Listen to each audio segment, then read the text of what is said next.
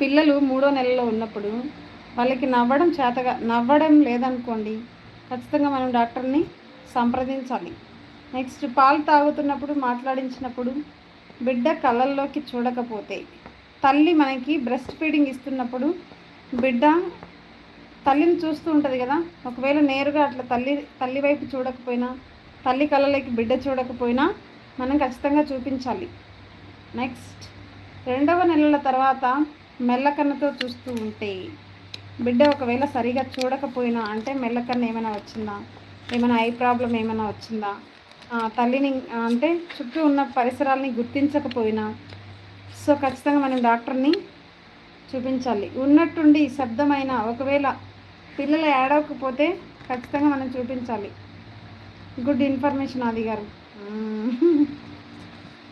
పిల్లలు శబ్దం